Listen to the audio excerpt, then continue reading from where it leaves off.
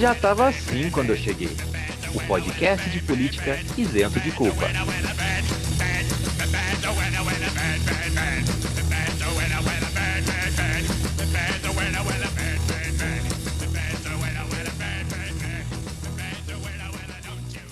Salve, salve, minhas queridas princesas brasileiras que não podem mais ir pra Disney porque o ministro da Economia não deixa. Como estamos? Tudo bem? Espero que seja tudo bem nessa agradável tarde, noite, manhã, madrugada ou, quem sabe, espaço lapso temporal que você está ouvindo esse podcast. O meu nome é Vinícius Manduca, sou sociólogo por formação, sou podcaster e por empolgação. E ao meu lado, aquele que compartilha das duas ocupações comigo, Henrique Macedo. Olá a todas e todos. Encerramos então o nosso mês de princesas da Disney em situações inusitadas de forma inusitada, já que um ministro, Paulo Guedes, contribuiu assim assustadoramente para que fechássemos o mês com chave de ouro, né? Realmente aí ele prova cada dia que é mais importante ministro, né? E fala mais merda que a Damares. Tá contribuindo veementemente aí, todo o governo Bolsonaro tá contribuindo aí para a construção de conteúdo desse podcast aí. Realmente da pior forma possível, mas tá, né? Eu acho que Né, tá eles estão ouvindo a gente e estão gostando, né? Estão gostando, eles acham que é positivo. Mas bom, hoje o programa tá bem massa, como eu costumo dizer, mas hoje tá mesmo. Hoje temos o cientista Bruno Manduca, que vai falar sobre a emissão do CO2 da Amazônia. Não, você não ouviu errado. Temos o nosso direitólogo Arthur Macedo, que vai estar no quadro Delay, falando um pouco sobre direitos trabalhistas. E o nosso telar, a nossa telar do dia, é Milena Capua, a psicóloga Milena Capua, que vai estar falando sobre a política de abstinência sexual da ministra Damares. Temos também hoje um convidado super especial, já que estamos inaugurando a nossa primeira entrevista com pessoas externas. Hoje teremos mensalmente convidados sociólogos que vão trabalhar os seus temas de expertise sociológica específica. Hoje teremos Humberto Ramos de Oliveira Júnior, ele que é formado em Direito, doutorando em Sociologia pela Federal de São Carlos, membro do Núcleo de Estudos em Religião, Economia e Política, coordenado pelo professor doutor André Ricardo de Souza, ele da UFSCar também. Beto vai estar falando então com a gente sobre seu tema de pesquisa, sobretudo conservadorismo e política, conservadorismo religioso. Bom, vamos falar um pouco de futuro antes da gente começar. Primeira coisa que a gente precisa deixar claro é que não haverá o programa na semana que vem, por motivos carnavalescos. Acho que como você pontuou, né, Henrique? Acho que é um desrespeito à ressaca das pessoas, ouvir isso na quarta-feira de cinzas. Você realmente não precisa de um golden shower na sua na sua quarta-feira de cinza. Você já tem que trabalhar depois do meio-dia? Isso é horrível. Algumas pessoas antes do meio-dia, vamos deixar claro. É verdade. Tem realmente aí essa coisa capitalista aí de fazer trabalhar de ressaca.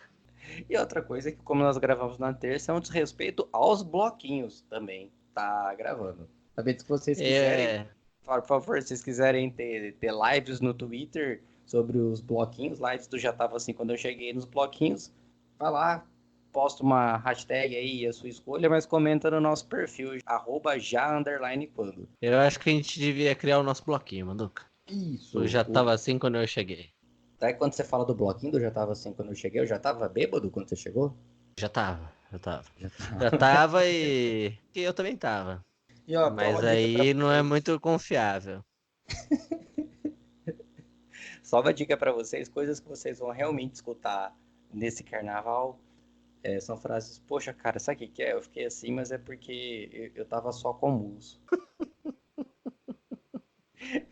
Enfim, vamos continuar o programa, então? Bom, e para vocês, então, como falamos, encerramos o nosso mês de princesas da Disney, situações inusitadas.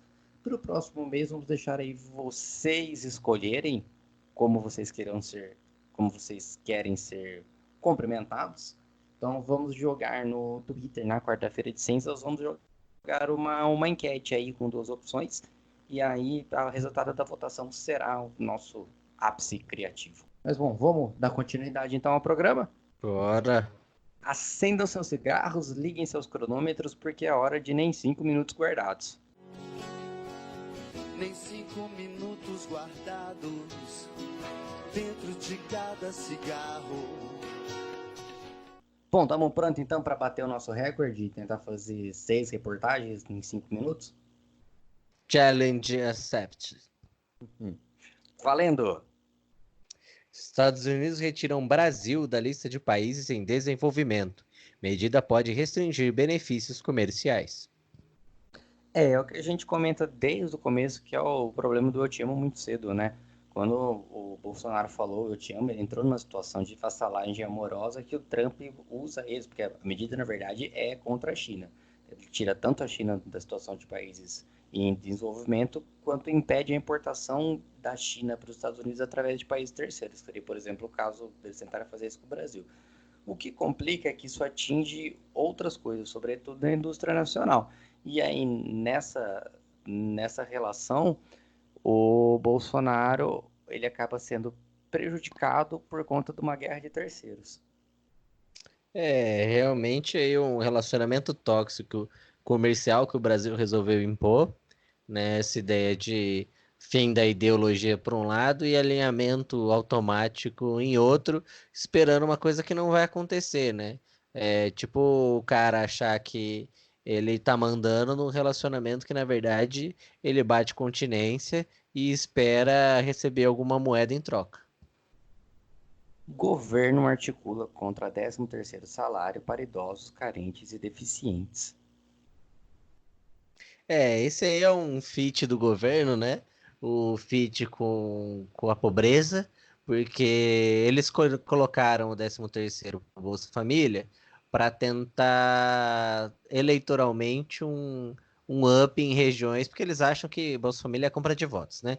Então eles tentaram continuar uma compra de votos e tentar desmentir que o Bolsonaro ia destruir, o que a gente já mostrou no último episódio, que ele vai destruir mesmo assim, o Bolsa Família. Só que com o senador Randolph, ele deu uma forçada para o BPC, que é o benefício de prestação continuada para idosos e deficientes, para ter também o 13º, o que o governo não quer, né? Porque, mais uma vez, eles devem achar que é muito pesado para o bolso do Estado, porque, afinal de contas, a velhinha e o jovem que não consegue aí o emprego e locação porque a empresa não contrata pessoas com deficiência, então não pode ter 13º, porque senão vai para Disney. Lembrando que a questão do Bolsa Família, por mais que seja o Osmar Terra um ministro, quem segura mesmo a verba destinada a isso, toda a verba do Bolsa Família tem que ser aprovada pelo ministro da Economia. Então quem está segurando a verba é o Paulo Guedes. 20 governadores dizem que Bolsonaro não ajuda evolução da democracia. Foi uma carta enviada de 20 governadores sobre a situação, sobre a fala do Bolsonaro, que a gente não chegou a repercutir porque foi posterior, mas é sobre o assassinato do Adriano, que a gente falou no programa passado. Mas o que acontece? Ele falou que quem matou foi a polícia militar do governo do PT. E aí os governadores eles foram assim na jugular dele, falando que é uma questão supraestrutural, a milícia hipergeneralizada e não necessariamente em articulações estaduais. É interessante que quem protocolou, quem escreveu essa carta foi o Witzel e foi assinada, endossada pelo Dória. Lógico, os governadores do PT também estão lá, só não estão basicamente os governadores do DEM e do PSL, mas já endossa assim uma contra-campanha, uma disputa eleitoral para 2022. 20 governadores aí é um baita chute no apoio do governo, que já é capenga, né? Porque foi o único governo capaz de eliminar a própria bancada, o que é sensacional. O que eu não vou reclamar, afinal de contas, o governo é escroto. Luiz Bate, do Cidade Alerta, revela ao vivo a uma mãe que a filha foi assassinada. Mais uma vez a Record aí mostrando os programas duvidosos que ela produz, né? Nesse programa o Bate chamou o advogado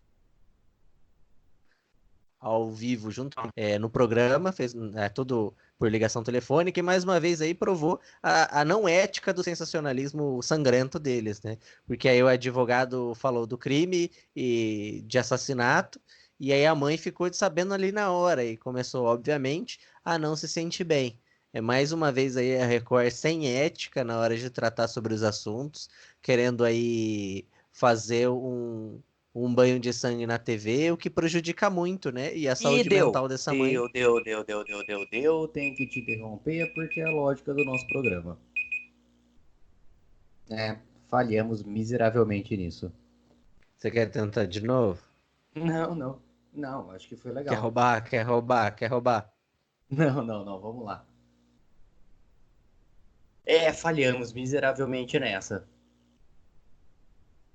Essa que a gente se empolgou. Bom, mas vamos passar a palavra então para quem sabe o que vai falar. Pode falar, Bruno.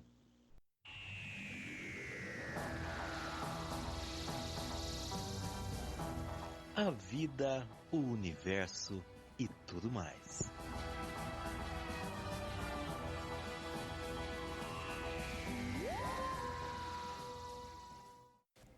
E aí, pessoal, tudo bem? Bom, hoje eu vou falar para vocês de um estudo triste que saiu.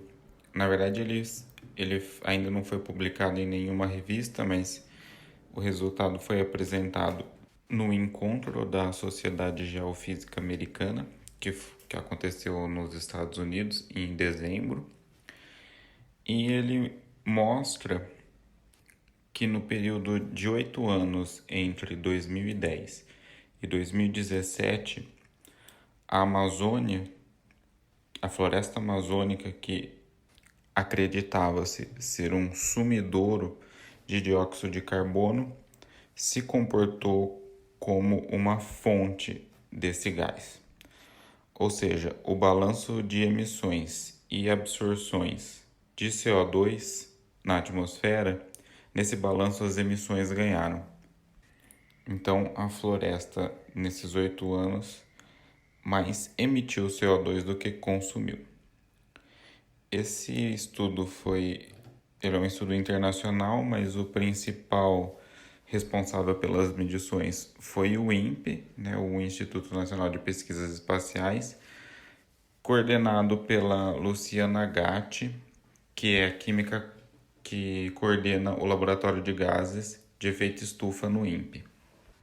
O estudo ele analisou, por esses 8 anos, de 2010 a 2017, 4 pontos da floresta amazônica, 2 ao leste, em Santarém e em Alta Floresta, e 2 a oeste, em Rio Branco e Tabatinga. Foram 513 medidas realizadas, em média, a cada 15 dias. Essas medidas eram feitas com aviões. Esse avião ele sobe e começa a coletar ar a 4,4 km de altitude, e ele vem coletando uma coluna de gás de ar descendo até mais ou menos 150 metros de altura em relação ao solo. E esse ar é depois enviado para o laboratório para medir os gases de efeito estufa, principalmente o CO2. Os resultados mostram que no leste da floresta amazônica, onde há muito mais queimadas, a situação está bem pior, a emissão é bem maior do que a absorção. Já no oeste, ela é quase neutra, ou seja, a absorção e a emissão estão quase balanceadas. Bom, mas como a floresta absorve CO2? Ela absorve CO2 através do processo de fotossíntese. As plantas tiram o CO2 do ar e, através da fotossíntese, elas utilizam esses carbonos para montar suas estruturas. Esse carbono vai virar amido, vai virar lignina, ou seja, vai virar a raiz, vai virar os troncos, vai virar as folhas, as frutas, as castanhas. Toda a árvore vai ser montada através do carbono que ela retira da atmosfera, toda a planta. E é por isso que a floresta amazônica era considerada um sumidouro de carbono, ou seja, onde o carbono era mais absorvido. E como que ela emite? Bom, ela emite da mesma forma que a gente, através da respiração celular. E quando uma árvore morre, alguma coisa morre e se decompõe, ele vai também virar carbono e vai para a atmosfera. Mas esses processos eram em menor escala do que a absorção. E por que agora isso mudou? Por duas principais razões. A primeira são as queimadas. As queimadas, você pega todo o carbono de uma árvore, daquelas plantas, e libera tudo em CO2 e CO de uma vez só. Então aí você já tem uma grande liberação de carbono. E fora isso, as grandes secas também são responsáveis por uma maior liberação de carbono da Amazônia. Tanto que os anos em que a liberação de CO2 foi maior foi em 2010, 2015 e 2016, que foram anos de estiagens bastante intensas. Mas mesmo se a gente descontar esses anos do estudo, mesmo assim a Amazônia ainda é considerada uma fonte de carbono. Essas secas, elas aumentam a mortandade das árvores, além de que as árvores que não morrem, elas não ficam tão saudáveis e por isso elas fazem menos fotossíntese e dessa forma prejudicando a absorção de carbono. E essas secas, elas não eram tão comuns, elas estão ficando cada vez mais comuns e cada vez mais drásticas devido às mudanças climáticas. Então, de toda forma, é a ação humana que levou e que está levando a Amazônia a se transformar numa fonte de CO2. Bom, eu acho desnecessário dizer, mas a morte da Amazônia não é interessante para absolutamente ninguém. Não é interessante para as madeireiras que não dá para tirar madeira de savana, que é o que a Amazônia está virando. Não é interessante para o agronegócio, principalmente para o agronegócio do Sudeste e Centro-Oeste, porque a chuva daqui depende da Amazônia. Não é interessante para ninguém que todo o carbono que está lá estocado seja liberado para a atmosfera, já que mais ou menos o carbono estocado lá é equivalente a 10 anos de queima de combustível fóssil. Então, assim, não é interessante para ninguém. Acho que já passou da hora da gente parar com o desmatamento na Amazônia e passar a explorá-la de formas sustentáveis. Tem muita pesquisa nessa área já tem muita coisa sendo feita, é só botar em prática, é só ter vontade política e tomar isso como prioridade, né? Bom, o que eu queria falar para vocês era isso. Obrigado e até mais.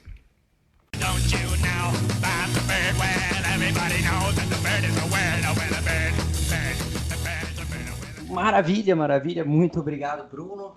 Bom, e agora vamos dar início, então, à nossa primeira entrevista de 2020. Ele que é conhecido como Bradley Cooper do NEREP, o galã da esquerda, Humberto Ramos, está aqui com a gente hoje. Fala, Beto. E aí, minha gente, tudo bem?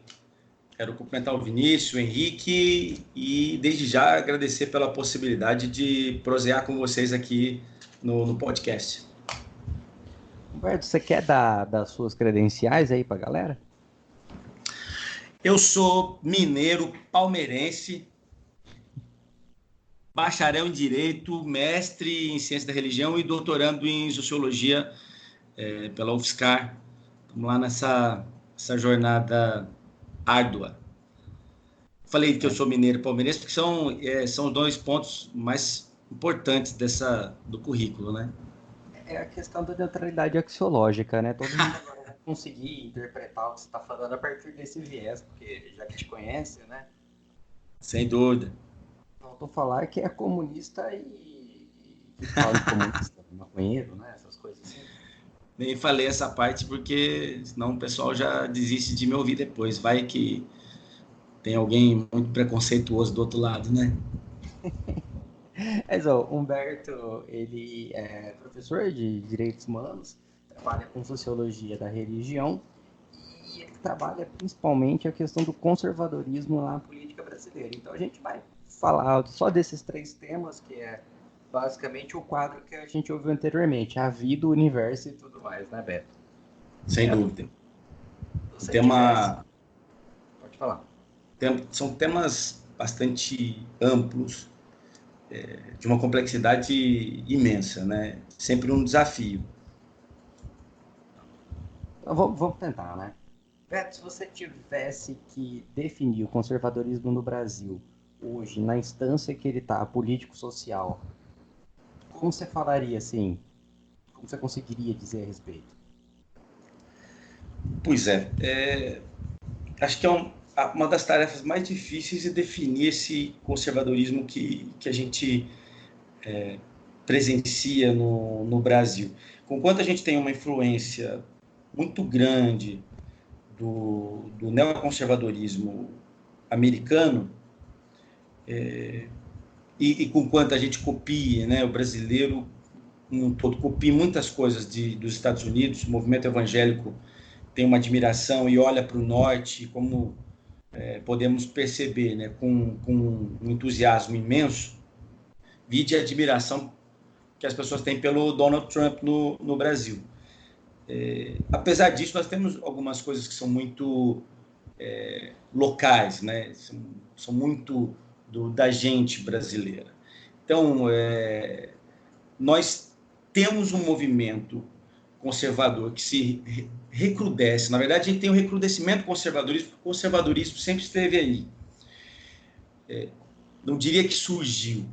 O que acontece é que o momento político propiciou que essas pessoas se aglutinassem, se organizassem e, aliás, né, que as suas organizações conseguissem se direcionar de forma propositiva e chegassem a funções e cargos importantes no Estado brasileiro, como a gente tem visto hoje. Influência é uma influência, tem influência do neoconservadorismo norte-americano, tem, perpassa a existência de grupos evangélicos bastante conservadores, mas estes grupos nem sempre estiveram vinculados ao conservadorismo político como a gente tem visto hoje. Eram pessoas que eram conservadoras em termos comportamentais, morais, sim, mas boa parte dessas pessoas votaram, por exemplo, nos governos do PT anteriormente, não só no período de êxito das campanhas petistas, mas antes disso, né? Então você já deu bastante coisa para a gente trabalhar só nessa primeira frase, né? Só nesse primeiro pensamento seu. Vamos então falar um pouco, começar aí, já que você já iniciou com isso, vamos falar um pouco dessa questão da importação de agenda, porque particularmente a gente tem uma análise que é a respeito desses movimentos pseudo-liberais, que eles estão... Aí eu não vou entrar no mérito se eles são patrocinados, se eles não são patrocinados por entidades financeiras estrangeiras, mas assim, por exemplo, o MBL e esse tipo de entidade como tal, que são as bases sociais, uma parte das bases sociais para a eleição do Bolsonaro, e ao mesmo tempo eles têm uma agenda conservadora do norte, né? Coisas que não se falam, não se toca aqui no país, né? Então, por exemplo, quando a gente vai falar de questão de imigrante, refugiado, o Brasil é um país que tem 0,2% da população. O Brasil é um país que tem 2% da população de imigrantes. É baixíssimo o índice. Ao mesmo tempo, você tem essas demandas como tentando se emplacar no governo, homeschooling, né? A educação em casa. Como que você acha que Como que você vê essa importação de agenda?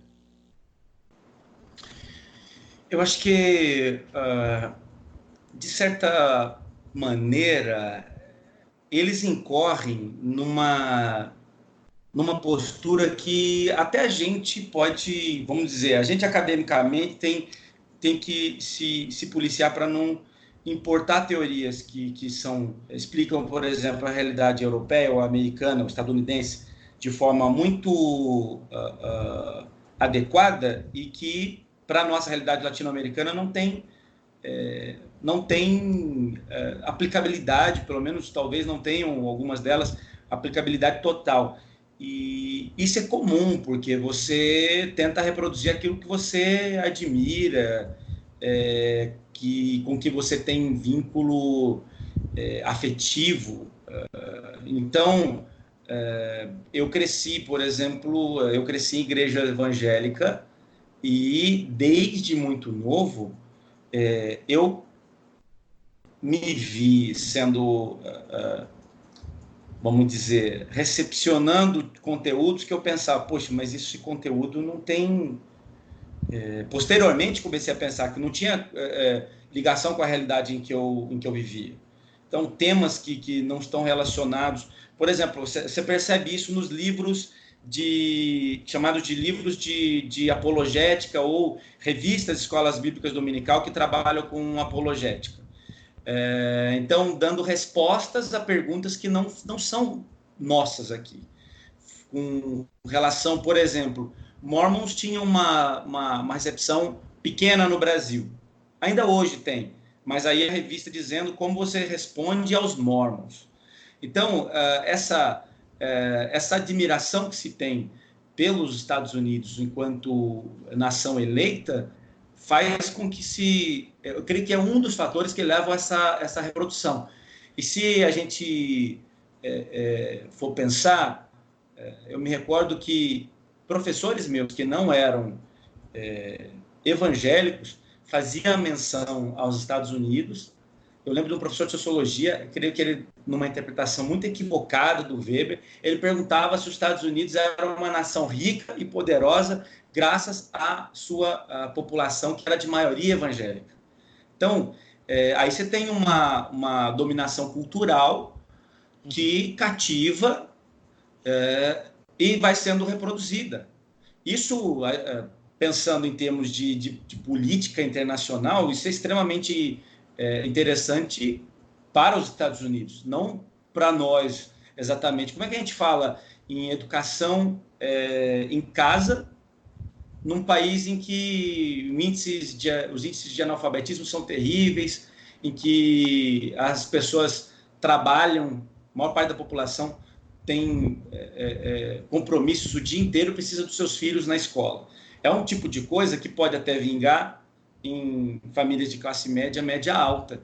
Então, são pautas que reproduzem agendas de fora por conta dessa, vamos dizer, quase que uma posição de serviliência, não sei se é essa palavra, mas de uma posição serviçal em relação àquilo que vem dos Estados Unidos, mas que isso não vai encontrar guarida no nosso meio. O que eu acho que encontra guarida é o discurso de agenda moral envolvendo comportamento, envolvendo sexualidade. Isso, sem dúvida.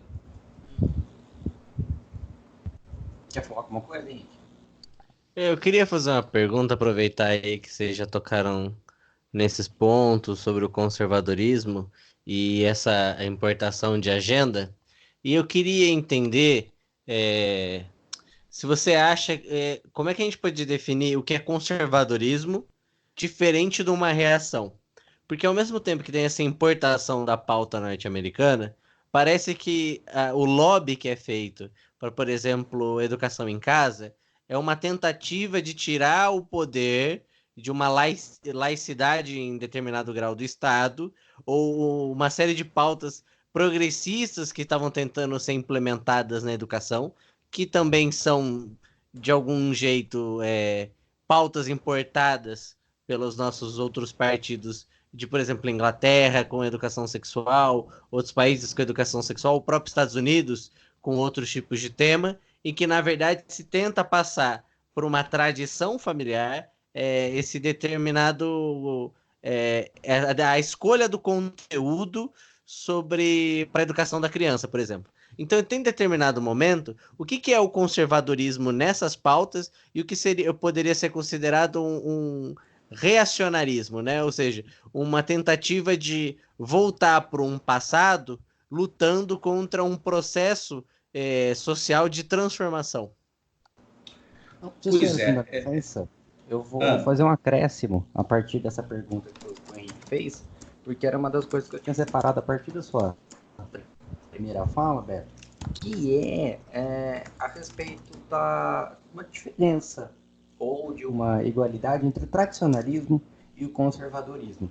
Porque eu acho que esse é um dos pontos que eu e o Humberto trabalhando, porque são temas muito similares no nosso doutorado, mas eu acho que esse é um dos pontos que a gente diverge um pouco nas interpretações sobre algumas conversas que a gente já teve, né? Eu queria que você falasse um pouco sobre isso, assim, porque eu vejo muito hoje um conservadorismo para além propriamente das igrejas, um conservadorismo social como um todo, porém com a matriz religiosa na tradição. Só que eu não vejo tanto mais protagonismos, vejo um protagonismo de participação das igrejas, mas não tanto, digamos assim, é um conservadorismo religioso, ponto. Eu queria que você falasse, já incrementasse essa questão de tradicionalismo, conservadorismo, reacionismo. Perfeito. Eu acho que temos aqui, vamos pensar, temos 4 palavras que são bastante complexas para a nossa discussão. Fundamentalismo, conservadorismo, reacionarismo e você lança aí o tradicionalismo. Eu creio que esses termos, muitas das definições que a gente encontra, eles têm elementos que se tocam, mas dependendo do autor, vai ter a sua ênfase em um ou outro ponto, e aí se opta por esse ou aquele. Fundamentalismo se tornou um termo um tanto pejorativo, embora ele comece nos Estados Unidos com os protestantes ali no início do século XX, final para o início do século XX, a gente, em muitos lugares, se a gente for pesquisar em jornais e alguns sites, vai encontrar lá fundamentalismo islâmico, vinculando a atitudes exacerbadas, terrorismo. Então, se tornou um xingamento e nem tanto uma qualificadora, né? E eu tenho trabalhado com a ideia de neoconservadorismo, até por conta dessa influência dos Estados Unidos principalmente no meio evangélico brasileiro, mas que é como você mencionou, extrapola o meio evangélico. Eu acho, inclusive, que o cidadão médio brasileiro é extremamente conservador, mas assim, quando eu digo extremamente conservador, até o uso de algumas palavras são complicadas, extremamente. Ele é conservador em algumas áreas. Isso não quer dizer que seja conservador em tudo. Por exemplo, se nós formos discutir com algumas pessoas aí, pessoas comuns, trabalhadores de fábrica, donas de casa, sobre direitos trabalhistas, é bem provável que a agenda que a gente tiraria daí se identificasse com a maioria dos partidos de esquerda, principalmente, pelo menos, da esquerda parlamentar que nós temos aí. Mas esse tipo de debate não é o debate que está ocupando espaço em campanha, em debate eleitoral, na mídia. Então, essas pessoas teriam uma postura, digamos, progressista em determinadas pautas, principalmente pautas de direitos sociais, mas em questões de direitos individuais seriam extremamente conservadoras. Quando o Henrique me fala do reacionarismo, eu fiquei pensando, eu gosto da ideia de que o reacionarismo, ele além de reação, no que o próprio nome faz menção, ele tenta o resgate de alguma coisa. E essas instituições de direita, esses movimentos, eles vêm com a ideia de resgate. E o resgate de um tempo, de um período em que se vivia de tal maneira. Como, por exemplo, eu vi esses dias uma igreja, eu precisava até lembrar o nome, mas era... Eu acho que era igreja... Tinha alguma coisa primitiva no nome. Se eu me lembrar até o final, ela fazia a menção que essa era uma igreja primitiva. Igreja primitiva em Piracicaba, alguma coisa assim. Por quê? Porque a ideia de retornar, de regressar a algo, e é reação, esse movimento que a gente encontra hoje, é uma reação a determinados avanços em pautas específicas, pautas que foram assumidas por movimentos de esquerda, e carregam essa ideia de retorno à família, como ela era. Aí vem eu não trabalho com a ideia de tradicionalismo, mas vem aí essa ideia de família tradicional, de tradição, de transmissão. E então, assim, se aponta para um lá atrás. Vamos retomar o que era antes, como é uma coisa idealista, como se outrora a gente tivesse um período áureo de determinado grupo, como, por exemplo, os católicos conservadores apontam para coisas no catolicismo mais tridentino, que a gente fala, né? Como se fosse a essência da fé católica cristã. Então, eu acho que são expressões que eu me sinto, às vezes, até numa sinuca para trabalhar com isso ou com aquilo, porque eu tenho aqui na minha mesa livro que está trabalhando só sobre fundamentalismo, livro que está chamando de neoconservadorismo, livro que está classificando reacionarismo, mas eu penso que é isso, nós temos uma reação a uma movimentação numa dada direção, principalmente no período dos governos petistas, e aí esse cenário de um grupo que vem para retomar, como alguns neocalvinistas têm dito, né, que é reivindicar novamente determinadas áreas da vida social para Deus, porque a totalidade da existência pertence a Deus. E como mensageiro de Deus, a igreja, como agente do reino de Deus, na perspectiva dessas pessoas, elas devem ocupar esses espaços. Cara, é muito interessante como isso ele vai na contramão do livro do Berger, do Céu Sagrado, que vai mais próximo ao texto já maduro do Berger lá da dessecularização, mas é meio que isso, né? Quando ele fala que hoje a religião era só mais um componente das diversas esferas sociais que o indivíduo pode ou não escolher, essas igrejas elas estão tentando fazer o movimento avesso, né? Elas estão tentando recolonizar a totalidade da esfera. Elas estão tentando recolonizar a totalidade das esferas sociais em função da religião, né? Exatamente. Eu só fico pensando que, assim, eu concordo eu gosto muito do que o Charles Taylor fala sobre esse período da modernidade, instaurar um período em que a religião é uma dentre várias outras opções. Ela não é mais ela não tem mais o monopólio da verdade. Então, você tem várias outras opções para significação, para sentido da vida. O que eu fico pensando a partir disso você tem uma coalizão hoje por exemplo, de evangélicos e católicos. Eu percebo muito isso no Facebook, tanto evangélicos quanto católicos criticando algumas posturas do Papa Francisco.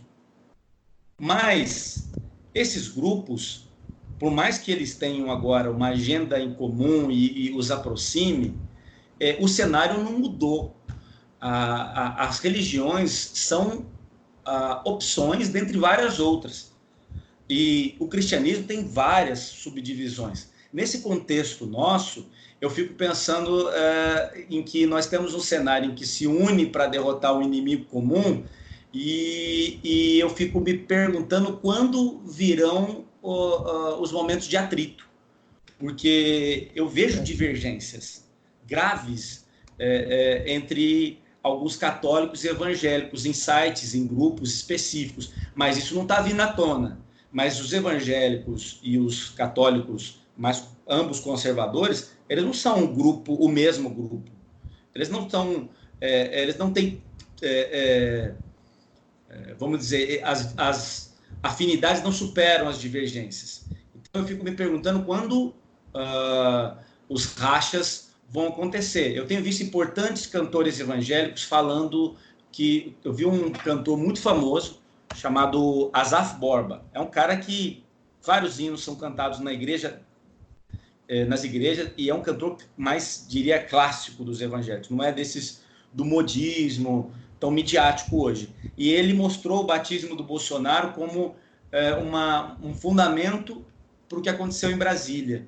Bolsonaro comparecia num evento evangélico e teria ali aceitado de novo a Jesus, e aí o Asaf Borba compartilhou e disse, olha, para quem não acredita, ele já tinha feito isso aqui no isolamento, sem público, no Rio Jordão, quando o pastor Everaldo batizou o Bolsonaro.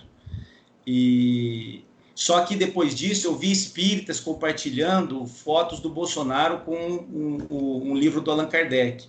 E vejo católicos compartilhando fotos do Bolsonaro com Nossa Senhora. Quando que vai haver...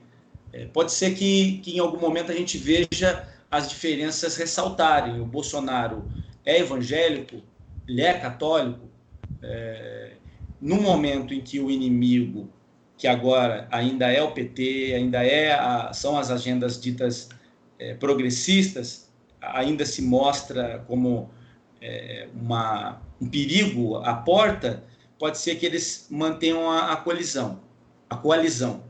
Mas eu penso que em algum momento um vai querer se sobressair. Por quê? Porque esse cenário em que a religião é mais uma opção é o cenário da reação. É o cenário em que você precisa disputar os espaços. É o mercado da fé, né? O mercado religioso. E você vê essa diferenciação entre católicos conservadores e evangélicos conservadores, você vê um recorte social também, um recorte de classes? Os evangélicos mais conservadores, mais por parte da periferia das classes C, enquanto os católicos conservadores já numa classe média alta? Olha, entre os evangélicos, eu percebo que eu acho que o pentecostalismo e o neopentecostalismo, é até difícil falar em neopentecostalismo e neopentecostalismo quando os grupos vão se misturando tanto e é difícil distinguir um do outro, mas vamos falar pentecostalismo, né? A agenda, as posições, o espírito pentecostal, ele adentrou inclusive muitas igrejas ditas tradicionais, e esses grupos sempre foram conservadores. Em termos comportamentais, nas classes mais pobres, sempre mais conservadores. Mas, em geral, eu acho que nós temos aí uma hegemonia do pensamento conservador, há uma hegemonia do pentecostalismo no meio evangélico. Então, quando a gente vê uma figura importante como o ex-chanceler do Mackenzie, o Augustus Nicodemos, pregando na Lagoinha, que era uma igreja, na igreja da Lagoinha, da Ana Paula Valadão, daquele grupo Diante do Trono, que era uma igreja que estava no hall de grupos que ele criticava por distanciamento da sã doutrina, porque não teve jeito, por estratégia até política, eles têm que dar o braço a torcer e estar nesses espaços, porque esses grupos se tornaram hegemônicos. E assim, por exemplo, MST, e no MTST você tem um grupo muito grande de evangélicos. Em Sumaré tem o acampamento Soma. Quem quer que vá lá vai encontrar igrejas evangélicas pentecostais. Lá em Limeira tem o acampamento Elizabeth Teixeira. Lá também a gente pode encontrar igrejas evangélicas. e ver, em qualquer reunião que a gente participe, nós vamos perceber ali que o jeito de falar das pessoas denunciam que muitos são evangélicos e quem não é já absorveu o comportamento evangélico. No meio do MTST, tem discursos do Guilherme Boulos dizendo que mais de 50% dos participantes da base são pentecostais. E assim, uma coisa sobre esses dados, uma coisa que eu ouvi de uma pessoa do jurídico do MTST, que na época das eleições houve um percentual muito grande de pessoas dos acampamentos que votaram no Bolsonaro. E isso gerou um desconforto ali. Mesmo eles admirando o Guilherme Boulos. Por que essas pessoas votaram no Bolsonaro e não votaram no Guilherme Boulos? Por conta das pautas morais. Então, dá para chamar essas pessoas de conservadoras? Perceba que os conceitos que a gente usa, eles se tornam, na prática, um tanto... A aplicação deles fica difícil, porque eles estão fechados com pautas de moradia. Eu tirei fotos no acampamento do MTST em que se encontra o nome do Marighella e de Jesus juntos, numa porta de um barraco. Então, Marighella é um revolucionário, um guerrilheiro brasileiro. E Jesus, né? Jesus Cristo da religião católica, da religião evangélica. É um revolucionário. Exatamente. Agora, dá para suscitar esse caráter emancipador da figura de Jesus, como outros autores fizeram. Por exemplo, Ernest Bloch, o filósofo marxista, fala do movimento anabatista como na Europa como sendo um movimento, como uma possibilidade de que o cristianismo suscite revoluções. Tem um livro importante que é Thomas Müntzer, o teólogo da revolução, em que ele fala sobre essa liderança cristã que vai rachar com o catolicismo e com o protestantismo ao mesmo tempo, com uma perspectiva revolucionária, comunitarista. Dá para a religião ter esse caráter? Dá para a religião ter esse caráter. Não é o que a gente vê hoje. Então, a gente pergunta, como Jesus pode estar junto com Marighella no acampamento do MTST, que é majoritariamente tomado por pessoas que são conservadoras em pautas morais, mas são, em tese, até pela necessidade, progressistas. Em tese não, né? Na prática são progressistas em pautas que envolvem direitos trabalhistas, que envolvem direito à moradia, direito à terra. Esse é um cenário, inclusive, que os pesquisadores, nós temos que dar atenção, porque os evangélicos, em certo sentido, estão sofrendo hoje nos meios de esquerda, os evangélicos que são envolvidos com partidos, envolvidos com movimentos sociais, estão sofrendo preconceitos porque a gente olha para eles e pensa, vai ser conservador. É conservador. Legal. Henrique? Eu acho muito massa, porque acho que é um ponto que você falou, você fez uma separação aí que você chamou de academia, né? Basicamente aí é o do Centro de Produção de Conhecimento, de uma maneira geral, e que nós, particularmente, somos socializados para ver tipos puros, mesmo que na prática eles se misturem, como você já tinha dado a resposta, conservador, reacionário, em determinadas pautas progressistas e coisa e tal, a coisa fica mais embaralhada. Então, nesse sentido, eu queria te perguntar, e aí se o Manduca quiser comentar também, porque é uma área que vocês estão mais afeitos, fazendo pesquisa, produzindo coisa e tal, lá no UFSCar, também fora dela e coisa e tal, como é que a gente pode pensar numa materialização de uma teopolítica, né? Que, ao contrário do que uma proposta da literatura mais antiga de um movimento de desencantamento do mundo, aí, para citar o Weber, nós tivemos uma secularização, vamos dizer assim, de uma teologia que se confunde com outros tipos de valores que vão surgindo, como é o caso da teoria da prosperidade e uma certa meritocracia de um lado, mas como isso tem papel cada vez mais relevante, inclusive na produção e na disputa por corações e mentes, vamos dizer assim. Ao contrário de um ateísmo que era pregado em muito tempo por uma certa leitura de Marx, hoje a gente tem importância muito grande da teologia para fazer e a teologia como uma forma de visão de mundo, de leitura da realidade, inclusive dando um up, aí vamos dizer assim, para figuras carismáticas.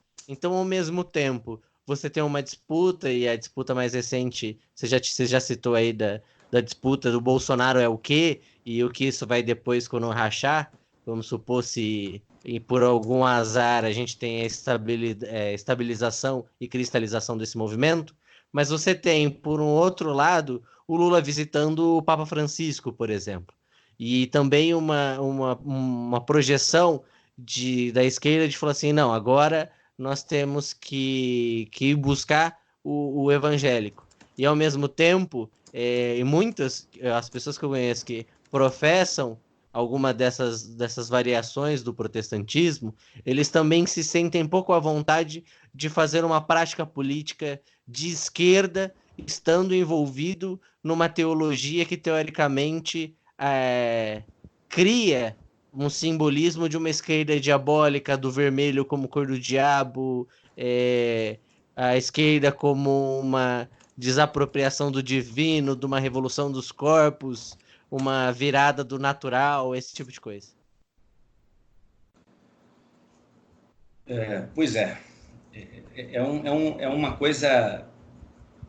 Eu fico aqui pensando, e até estava fazendo algumas anotações do que você estava mencionando, e eu acho que começamos até pelos equívocos que a própria esquerda teve em relação à religião. A ideia, por exemplo, de quando Marx fala de a religião como ópio do povo, e fala que é o suspiro da criatura oprimida, o Marx está dizendo que é um analgésico.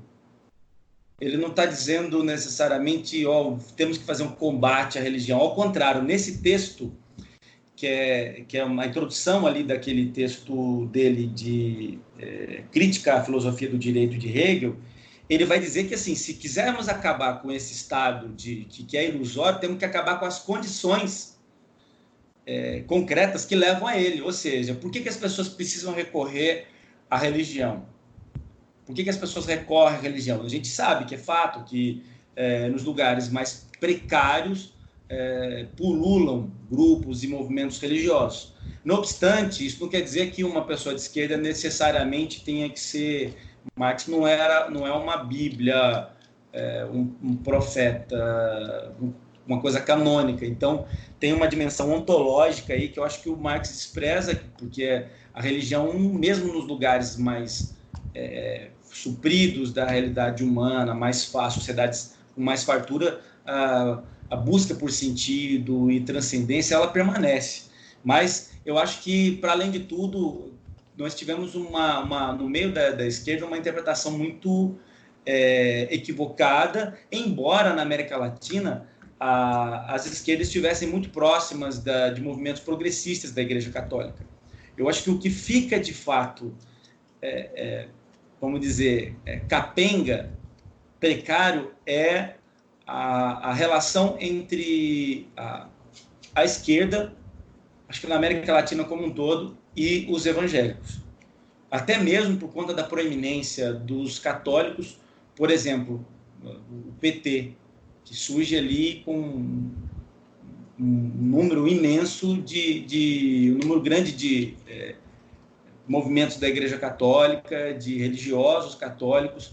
Eu me recordo de uma queixa do Rubem Alves de um evento de teologia que ia ter no Brasil, ele estava na Inglaterra, e aí ele fica chateado porque ele nem sabia que ia ter o evento, e depois ele vai chegar até ele que o Frei Beto vetou a sua participação porque ele não era católico nem marxista. E Rubem ele repetia isso em alguns lugares, Rubem Alves, que era de tradição protestante, né? Então, eu acho que esse exemplo, ele é ele é um, vamos dizer, ele é modelar para o que a gente teve em relação à esquerda católica e os evangélicos.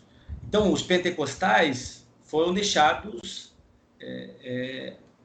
de lado, em certo sentido, não que os governos petistas, por exemplo, não tivessem recorrido a essas igrejas para os seus governos, mas não se trabalhou a formação de base, não se procurou genuinamente o envolvimento e uma inclusão dessas pessoas. Se buscou alianças com líderes de grupos, líderes de instituições, naquela lógica, vamos dizer assim, se o dono da boiada vem, os bois todos vêm juntos.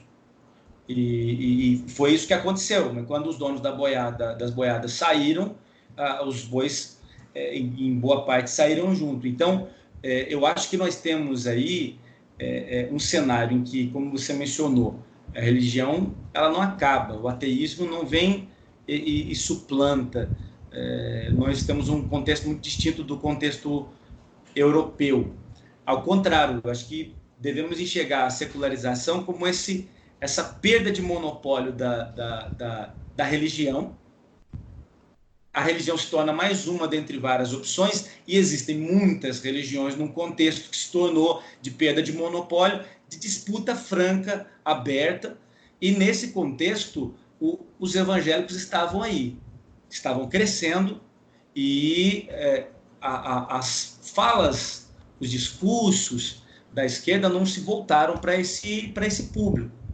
Penso que hoje se carece ainda de uma disputa de narrativas, mas eu não acho que sejam os líderes partidários, na sua visão estratégica, que devem fazê-lo. Eu acho que evangélicos que são de esquerda que devem ter espaço nos partidos e nas instituições progressistas para fazer essa disputa, porque o Lula falando da Bíblia ou dizendo coisas sobre os evangélicos não vai colar, né? Falando de forma bem nada técnica aqui, não vai colar. Vai falar. Vai ser... Por quê? Não tem legitimidade. Eu vi esses dias uma postagem no Instagram do Juliano Medeiros, que é o presidente do PSOL, e ele escreveu alguma coisa assim: se você quer lutar por justiça, por um mundo mais solidário, não sei o que lá, e você é evangélico e quer essas coisas, venha para o PSOL. E aí ele postou alguma coisa do PSOL sobre evangélicos. Veio um militante do PSOL e falou: olha, você está... alguma coisa assim, você quer trazer os porvos para que depois eles comam os nossos olhos. Lá na postagem dele. E assim, em boa medida, tem muita gente que pensa assim sobre os evangélicos nos partidos de esquerda. E pensando eleitoralmente, porque não dá para deixar de cogitar essa dimensão, como que esse grupo não como dizer, considerado? Não tem como não considerar esse grupo. E um outro problema, eu tenho organizado alguns eventos de formação, especialmente sobre religião e direitos humanos, e eu tenho falado principalmente para gente de partido, gente de movimento esquerda. Não dá para fazer com os evangélicos como algumas igrejas fazem com os seus membros, que é apresentar uma confissão de fé e dizer: ou você adere a toda ela, ou você não está dentro, ou você não está salvo. E muitas das vezes a esquerda pensa isso. Como um exemplo, pensa que a pessoa que vem para fazer parte de um movimento ou partido, ela deve necessariamente deixar de acreditar que a homossexualidade é pecado. Isso não vai acontecer. Isso não vai acontecer. Então, há uma necessidade aí de flexibilização, porque você tem aí evangélicos participando das bases dos principais movimentos sociais do país. MTST, MST, MAB, movimentos atingidos por barragens e vários outros. Mas eles têm posicionamentos muito restritos no que diz respeito a pautas morais. Um exemplo disso é a Benedita da Silva, que nunca ninguém desprezou ela, dizendo, ela não pode estar, porque ela é evangélica. E ela sempre esteve nos espaços, sempre esteve disputando, foi apoiada por vários setores da esquerda em vários momentos. Talvez seja de novo no Rio agora, na Prefeitura do Rio de Janeiro, junto com Marcelo Freixo. Ela é explícita quando ela diz que ela é como evangélica, ela não é favorável à união homoafetiva, descriminalização das drogas e descriminalização do aborto. É tenso isso? Tensiona? Tensiona. Mas dá para conviver com a diferença? Eu penso que por conta de determinadas pautas que são urgentes, deveria se criar um ambiente de pluralidade e flexibilidade, para que essas pessoas encontrassem guarida no nosso meio, independente de fechar todas as pautas. Porque não há isso de fechar com todas as pautas, em lugar nenhum, de fato. Há disputas até fratricidas nos movimentos progressistas. Acho que só para complementar essa fala do Humberto, tem uma reportagem antiga, até eu não vou me lembrar o nome, mas é uma reportagem que saiu na Carta Capital do Ricardo Alexandre, que é o texto Afinal, quem são os evangélicos? Muito interessante para determinar, afinal, quem são os evangélicos, né? Porque muito se fala, os evangélicos isso, evangélicos aquilo, afinal, quem é esse público que tanto se fala, que estão ganhando destaque, na época já estavam ganhando destaque, agora muito mais. Então, eu acho que, para fechar, assim, entrar num tema para fechar, eu costumo brincar que a primeira declaração de direitos humanos que se é noticiada, que se tem escrita mesmo, são os 10 mandamentos. Que os direitos humanos, eles são próprios, existem as declarações de direitos humanos, mas existem inúmeras determinantes de direitos humanos, mas eles são conceitos, eles não são uma aplicação, não são pessoas como um todo. E são conceitos presentes, inclusive, nas principais religiões monopoliteístas, certo? Eu queria saber, você, como professor de direitos humanos, por que essa caça religiosa aos direitos humanos? Posso aproveitar e fazer um complemento? Faz favor. Eu vou pegar esse gancho, que é exatamente para voltar no final da sua resposta, e falar como é que então é o convívio de uma luta anti-opressão, que aí muitas vezes é acusada de identitarismo, se tensiona nesse sentido com a religião e os direitos humanos, né? Esse espectro em que a gente vem numa trajetória muito longa de opressão, e ainda temos a opressão, e essa teologia. Perfeito. Tá, então a caçada aos direitos humanos pelos religiosos, conservadores, e como equacionar as lutas de anti-opressão e esses grupos, né? Uma coisa que eu tenho dito é que, assim, acho que é até mais fácil ir pela segunda. É que, assim, o que um evangélico precisa para estar aqui com a gente disputando, por exemplo, no meu partido, eu sou do partido do PSOL. Ele precisa entender que ele pode até acreditar que a homossexualidade é pecado, mas que a pessoa LGBT deve ser defendida em todos os seus direitos, que ela tem que ser preservada. Então, são pautas que, como você falou, tem sido chamadas de identitárias, que são pautas de direitos civis, direitos democráticos, que precisam ser ampliadas na nossa sociedade. Então, se nós temos um ambiente que há liberdade para a pessoa manter aquela convicção íntima, mas ela, ao mesmo tempo, sabe que tem que defender o direito de existência do outro, isso já é um ganho. E uma figura que eu sempre lembro o pessoal, que é extremamente interessante, importante para o nosso tempo, que é a do Ariovaldo Ramos. Pelo pouco que eu conheço e de algumas declarações do Ariovaldo, ele é conservador em determinadas áreas, em determinadas questões, mas tem sido imprescindível na luta pela democracia, na denunciação do golpe, na denunciação desse Estado, essa tentativa de imposição de uma visão única e religiosa pelos nossos políticos. Então, o que eu acho que precisamos é equacionar as diferentes demandas, tentar criar um sistema de equivalência entre esses distintos grupos, de forma que eles possam conviver entre si. E, de fato, a gente conhece tanta gente que tem posicionamentos conservadores, mas que respeita o próximo, vamos dizer numa linguagem cristã, que ele pode manter o posicionamento conservador dele. O que ele não pode é essa coisa que a gente vê hoje, que é o reacionarismo, essa tentativa de reconquistas de espaços, querendo impor o seu valor, a sua perspectiva particular ao outro, como se fosse ela um valor absoluto, universal, que deve ser, que pode ser imposto, uma agenda impositiva. Nesse sentido, eu penso que a gente tem amigos que têm posicionamentos conservadores, mas que respeitam a existência do outro, respeitam a nossa existência.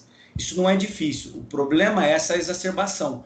É o ponto que nós chegamos hoje em que um quer necessariamente engolir o outro, né? Um ambiente em que não tem...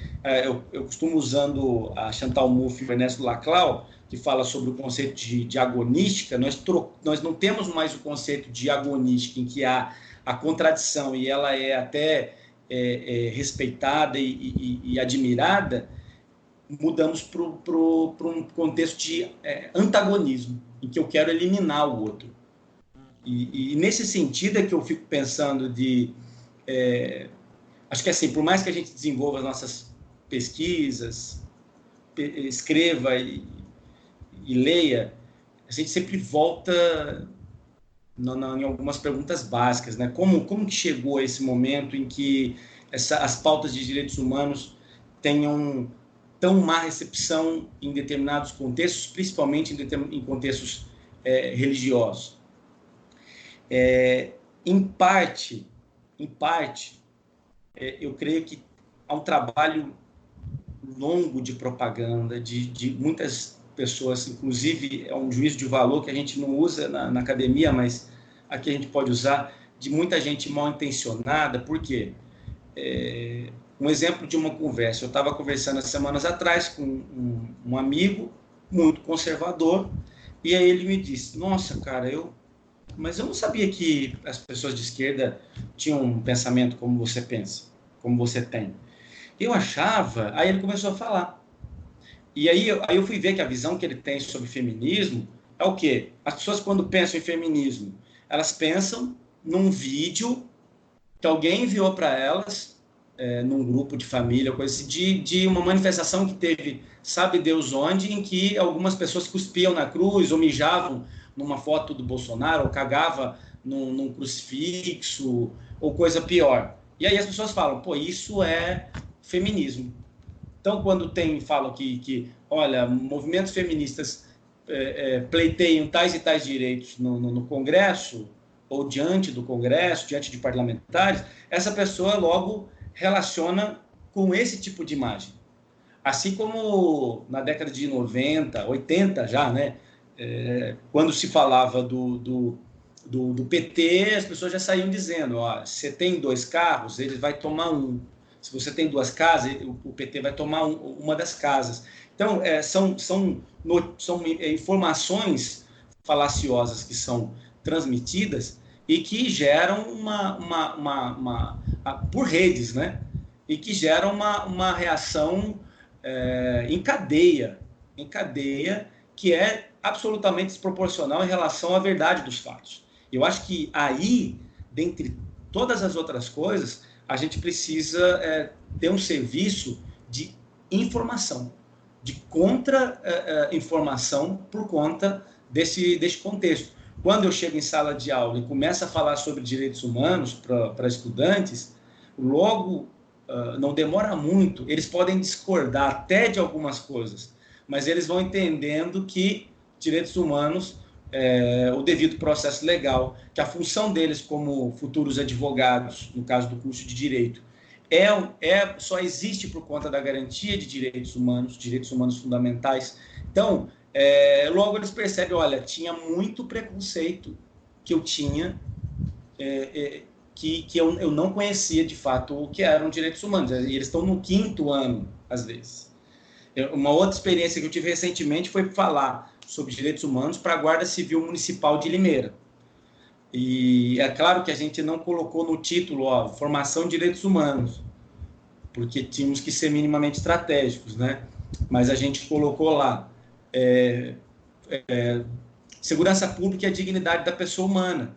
E ali, dialogando com aquelas pessoas que trabalham na segurança pública, e que não é uma realidade fácil, e também permeada por uma série de preconceitos no que diz respeito à pauta de direitos humanos,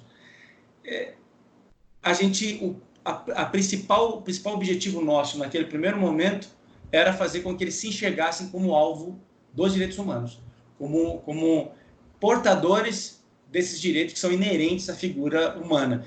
Quando eles chegam nesse ponto, eles começam já a ter mais facilidade de enxergar o outro como portador de direitos humanos. Mas, é claro, é um trabalho de formação, de contra-informação, porque nós temos um processo de desinformação muito grande.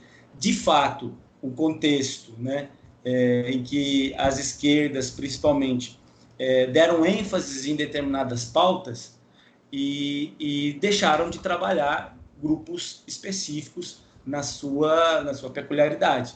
E eu diria, até como última palavra, a forma como estão fazendo hoje para tentar recuperar esse tempo perdido, inclusive é feia, porque parece-me que em ano de eleição todo mundo resolve se movimentar. Isso não é um trabalho, não demonstra continuidade no trabalho, não demonstra um trabalho de base sério. Não tem que ser uma coisa para as eleições. Não tem que ser como o Haddad e a Manuela frequentando a igreja no ano passado, antes das eleições. E eu vi alguém compartilhando outro dia, tantos dias sem vermos Haddad e Manuela sem comparecer numa missa. As pessoas, principalmente os grupos religiosos, eles não vão esquecer aquilo que a gente faz, o que os grupos progressistas fazem, e que é por mera estratégia eleitoral. Beleza, Beto. Acho que é isso, então a gente vai encerrar, porque afinal boa parte das pessoas que estão na estrada já estão chegando em casa, a louça também já deve estar acabando. Queria fazer uma última pergunta para você, uma pergunta pseudo-filosófica, então pensa bem para responder. Se você visse um vampiro, você acreditaria em lobisomens? Se eu visse um vampiro, se eu acreditaria em lobisomens? Pensa bem que é muita filosofia envolvida aí na resposta. Olha, eu acho que se eu visse um vampiro, eu ia ampliar meu leque de possibilidades de crenças. Porra, mas você conhece o Temer, cara. E o Serra, diga-se de passagem. O Serra é um morto-vivo. O Serra, na realidade, ele não é um morto-vivo. O Serra, ele é um morto, só que esqueceram que ele ainda tá aqui. Morreu, como minha mãe dizia antigamente, morreu e esqueceu de deitar. Tem uma ótima, que é do comediante da... Vou me recordar o nome até o final. Acredito que eu vou me recordar o nome, mas é aquela coisa assim, sabe quando você pega... é do Cambota, tem uma ótima do Cambota, que é aquela coisa assim, sabe quando você pega, lava a louça inteira, não sei o que lá, aí você chega na sala, tem um copo, e você fala assim, próxima vez que acumular eu lavo. É isso que estão fazendo com o Serra, sabe? Nossa, esqueci. Não, próxima vez, próximo dilúvio. Deixa lá. Mas a gente tá com tanta figura bizarra que parece que saiu de filme de terror, que eu vou falar para você, viu? Dá para elencar. Então, por isso, para mim, o Serra é o Nosferatu e o Temer é o Drácula. Nossos Dráculas aqui, nossos vampiros do Brasil, e que tem tanta ascendência sobre o público que parece que em determinado momento, quer dizer, tinham, né? Que parecia realmente hipnose, né? Aquele poder de levar a galera, né? Em São Paulo que eu diga que votou bastante nos dois. É impressionante, né? São Paulo é bastante eficiente em manter esse pessoal no poder. E você sabe como é que a gente chama um núcleo de vampiros, né? É Covil. Eu achei que era São Paulo é um PMDB. grande Covil. São Paulo é um grande Covil. Bom, vamos encerrando então esse bloco de entrevistas. Beto, você vai querer deixar... Lembrando que semana que vem é carnaval, pudera. Você vai querer deixar um recado pra galera? Gente, eu agradeço a oportunidade e sugiro aos nossos ouvintes cautela no carnaval. De resto, façam tudo. Gente, então, ó, sigam o professor Humberto Ramos nas redes sociais. Eu tenho aqui o Instagram deles para postagens políticas e piadas de graça duvidosa. Eu, particularmente, gosto bastante das coisas que eles postam. Passei a seguir o rei do trocadilho por causa do Humberto. É uma charada, às vezes uma incógnita. É verdade, é verdade. Eu gosto dessas piadas que só a gente ri. Então, ó, @Beto Ramos Júnior, JR no caso. E mais alguma rede, Beto? Achou o Instagram, acaba achando o Facebook também, que tá lá o Humberto Ramos. Acho que é isso aí. Frequenta alguma reunião do pessoal? Quer passar pra galera uma corrente, um movimento coletivo? Olha, eu não faço parte de nenhuma corrente formalmente, mas eu tenho gostado da corrente do Nildo Ourix e da Angélica Lovato, que é a Revolução Brasileira. Nildo Ourix polêmico. É polêmico. Tem hora que só Deus para ter dó, mas enfim. Maravilha, então, gente. Eu me encaminhando. Beto, valeu demais, cara. Beijão no seu coração. Valeu mesmo, cara. Foi muito bom. Gostei. Vamos. Eu que agradeço. Agora. Um abraço, gente. Abração. Vamos sair então agora do advogado e pro outro e passar pro Arthur Macedo no nosso delay. Pode falar, Arthur.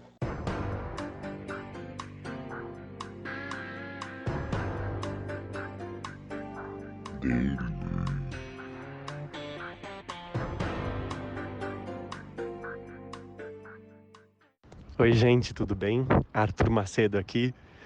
Hoje eu gostaria de falar sobre direito do trabalho.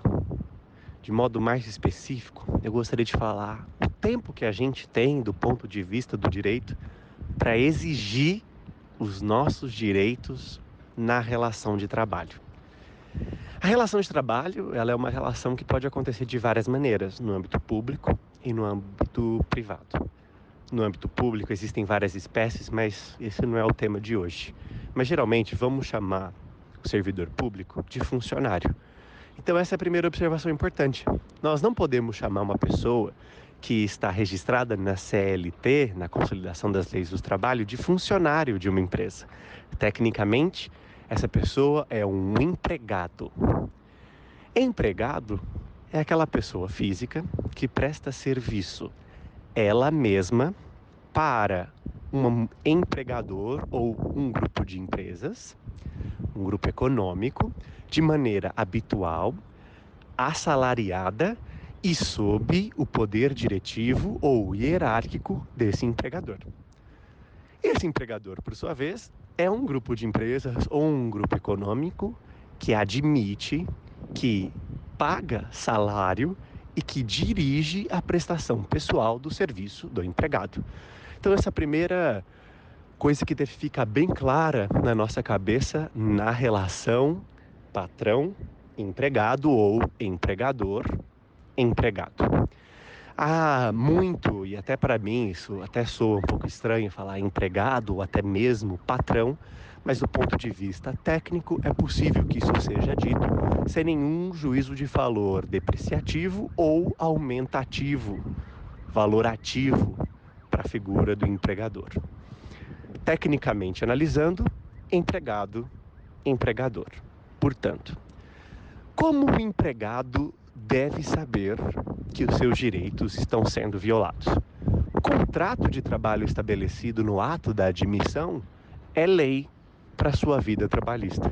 Não só as leis de cunho genérico, de âmbito federal, nos protegem, como a própria Constituição previu, no seu artigo 7º, diversos direitos trabalhistas. Mas o próprio contrato de trabalho é aquilo que o empregador e o empregado concordaram no ato de início, aquilo que celebrou o início da sua relação de trabalho, é um importante norte, uma importante referência sobre aquilo que deve servir de termômetro para saber se o empregador, de alguma maneira, violou os direitos do empregado. E sendo você empregado, como a maioria de nós hoje no Brasil, você pode e deve reclamar os seus direitos trabalhistas. Esse é até o termo técnico, né? Reclamante, né? Não o autor de uma petição inicial, mas o reclamante de uma petição inicial na Justiça do Trabalho. Você deve reclamar em 5 anos na Justiça do Trabalho, caso você tenha algum direito trabalhista seu violado, até o limite de 2 anos após terminada a sua relação de trabalho. Esses são os termos do inciso 21 do artigo 7º da Constituição da República, a Carta Magna do nosso país, fundante e fundada no Brasil. Vejamos que até o legislador originário, os próprios políticos, o legislador originário é aquele que originou a criação da Constituição do Estado pela Constituição, de onde surge toda a legitimidade para que todas as leis que existam, mesmo anteriormente, sejam recepcionadas. Ele já pensou em preservar o direito trabalhista na hierarquia maior que existe na legislação, para ser muito mais difícil qualquer alteração de governo momentânea ou oportunística. Ou seja, os termos do artigo 7º, inciso 21 da Constituição da República, garantem ao trabalhador que na constância do trabalho, caso haja qualquer violação da relação de trabalho, dos direitos do empregado nos últimos 5 anos, ele tem um direito de reclamar na Justiça. Vamos supor que hoje você tem um direito seu violado e você esteja muito preocupado em não sofrer nenhuma sanção ou represália do seu empregador. A Justiça garante que você pense ainda por mais 4 anos, 11 meses e 29 dias. Porque ao completar 4 anos, 11 meses e 30 dias, você ainda pode entrar com uma petição inicial e ser reclamante na Justiça do Trabalho, interrompendo o prazo prescricional, procurando reclamar os seus direitos, ter os seus direitos garantidos.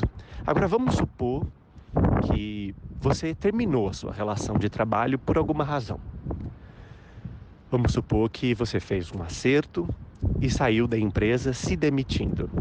Não é o termo mais adequado, você desligou-se, mas de qualquer maneira, hoje você saiu da sua empresa. Você tem até 2 anos a partir de hoje para reclamar na Justiça os seus direitos. Vamos supor que você deixe para reclamar no último dia.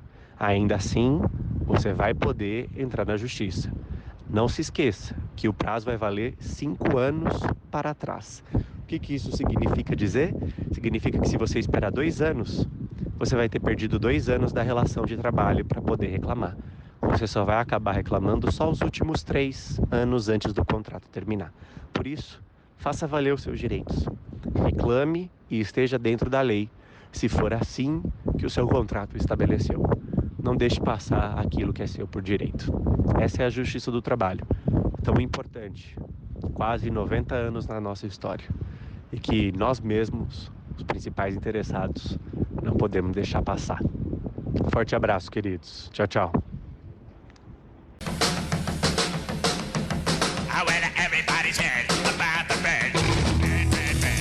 Maravilha, maravilha. Muito obrigado, Arthur. E agora vamos dar continuidade, então, aos nossos afazeres. Vamos tentar correr um pouquinho com esse bloco, já que a gente se estendeu um tanto na entrevista, mas foi muito bom para todos nós. Eu acho que foi enriquecedor. Cara, então vamos pontuar aí a frase essa semana. Você deve ter visto e ter repercutido nas suas redes sociais, deve ter retumbado nos seus ouvidos, dilacerado o seu coração, cegado a sua mente e, quem sabe, talvez amputado algum órgão não vital que você tenha só para você sentir uma dor um tanto maior do que a dor que você sentiu ouvindo os comentários de Guedes. Se você é um ET e infelizmente não estava presente e não acompanhou nada do que ele falou, a frase foi essa. Não tem negócio de juros a 1,80. Não tem negócio de câmbio a 1,80. Vai exportar menos, substituição de importações, turismo, todo mundo indo para Disneyland, empregado doméstico para Disneyland, uma festa danada. Mas, peraí. Vai passear ali em Foz do Iguaçu, vai passear ali no Nordeste, tá cheio de praia bonita. Vai para Cachoeira do Itapemirim, vai conhecer onde Roberto Carlos nasceu, vai passear o Brasil, vai conhecer o Brasil, entendeu? Tá cheio de coisa bonita para ver. Quem assistiu Sai de Baixo reconhece esse tipo de pensamento. Realmente o Paulo Guedes está se superando. Talvez ele tenha agora, recentemente, tendo que pagar a cota dele de falar bosta, né? Eu acho que cada ministro tem um pouco da sua cota, e ele resolveu soltar tudo de uma vez, né? Porque ele gosta de contingenciamento, aí ele fez uma barragem e agora tá soltando as merda todas, né? Tá esmerdeando com todos os comentários machistas, homofóbicos, reacionários e classistofóbico, né? Eu acho um insulto chamar o Paulo Guedes de Cacantibes, porque o Caco, pelo menos, era um pobretão. No caso do Paulo Guedes, ele não é, né? Ele é um cafetão de ações. É precisamente a definição que a gente dá pro Guedes. Eu acho que tem uma coisa que eu queria falar, que a gente, quando começou isso, a nossa proposta é trabalhar com humor, de uma forma bem sarcástica, fazer uma microanálise sociológica, mas de uma forma mais sarcástica para ficar mais agradável, menos penoso, e analisar realmente, porque a gente está vendo, por mais que seja, estamos vendo movimentos políticos bem específicos. Mas de umas semanas para cá, desde daquele vídeo do Alvin, sobre que estava copiando, dessa fala nazista do Alvin, a palavra que vem na minha cabeça é bad, assim. Sempre tem uma coisa ou outra que deixa a gente mal de verdade. Então, hoje, um pouco antes da gente começar a gravar, teve essa notícia aí do Bate, que deixa a gente realmente mexido por dentro. E essa declaração do Paulo Guedes foi uma coisa que realmente deu, sentimentalmente falando, foi uma coisa que pegou, para além das análises sociológicas como um todo. O que eu acho, o que realmente acho, é que isso fundamenta, isso sacraliza, mais uma vez, o que a gente já vinha falado desde lá de trás. Porque o grande problema não é a questão da lucratividade, crise econômica, corrupção, isso são só bandeiras de desviar a atenção. Se alguém viu o filme Checkmate, são chamadas bandeiras Kansas City. O que a gente falava é que o grande problema, o grande incômodo da classe média alta, é ter o pobre viajando, é ter o pobre pegando o mesmo avião que ele, é ter o filho do pobre na mesma universidade que o filho dele, é ter o filho do pobre fazendo ciências sem fronteiras, então indo morar fora, indo morar na Inglaterra, no mesmo lugar que o filho dele vai passar as férias. Com essa frase do Guedes, isso se sacramenta. Então fica claro que o problema dele é o pobre viajando. E eu só queria complementar, porque eu vi algumas análises, acho que todo mundo viu um pouco, que não é só a questão do pobre, e o que a gente entende como pobre, né? Que talvez a nossa classificação seja um pouco mais rígida, mas o que ele, Guedes, acha como um pobre. Porque, como bem lembraram, domésticas não iam muito à Disney, porque sempre houve, mesmo com dólar baixo, a nossa sociedade é tão abismal entre classes, entre diferentes estratos sociais, que impõe aí uma dura realidade de não circulação, né? Seja pelo próprio Brasil, seja pelo globo. Logicamente que teve aí uma certa circulação, mas não tão profunda. Aí a gente tem que elevar o sarrafo para aqueles que bateram panela, né, e apoiaram o Bolsonaro aí, sacaneando a Dilma, falando sobre dólar a R$2 para ir para a Disney, e que aí o recado parece também um pouco claro, né? Que o Guedes fala que exatamente tipo, a classe média tem que se contentar a ser classe média no Brasil. Então, dentro do abismo, eles estão aí numa pedra acima, mas eles continuam fazendo parte do abismo, não são a parte abastada da população, não são a parte que pode aí estar liberada pelo governo para viajar. E é um projeto, isso não tende a diminuir, né? Pelo contrário, isso tende a se aprofundar cada vez mais. E o poder aí de consumo e renda nesse capitalismo colonizador que impede a circulação dos corpos só tende a aumentar ainda mais para a classe média, que vai ter que se contentar aí em comer picanha uma vez por mês e sacanear aí esquerdista dando risada, mas rebolando aí para pagar as contas. E é interessante que você fala isso do total desconhecimento da classe C que o Guedes tem, lembrando que é a classe que ele está gerindo economicamente, é quando ele fala das frases dele, faz viagem pelo Brasil, vão para Foz do Iguaçu, vão para as praias do Nordeste, e ele fala, vai conhecer a cidade que o Roberto Carlos nasceu. O perfil dele, da empregada doméstica, é totalmente deturpado e localizado na época em que ele convivia com a babá dele. Que Exatamente. Hoje, se você for falar você vai falar, que a gente já falou no último programa, que a gente falou sobre música sertaneja, a empregada doméstica vai ouvir música gospel, enfim. Mas o Roberto Carlos não é mais uma realidade no dia a dia do brasileiro. E aquela coisa nem da senhora viajar por com Nordeste, né? viajar para o Nordeste já é economicamente inviável. Ao mesmo tempo, assim, fica clara a desconexão que o Paulo Guedes tem com o povo a qual ele está gerindo, que é o povo que ele detesta, por algum motivo. Ele tem uma cruzada contra o pobre, e aí você vê no Bolsa Família, lembrando que, assim, o 13º do Bolsa Família, ele veio no lugar de um reajuste do programa em cima da taxa de inflação, então o Bolsa Família ele não foi reajustado, teve um 13º que era uma promessa de campanha, mas o Guedes não garantiu que seja um programa continuado, ou seja, teve o 13º em 2019, mas não há garantias nenhuma, inclusive eu arriscaria ser as mínimas garantias para 2020. Eu diria que não vai ter esse 13º em 2020, se for depender aí do Paulo Guedes. E eu acho que aí você pode dar o nosso ouvinte pode dar um Google para ver ainda como é irônico, né? É descaradamente irônico.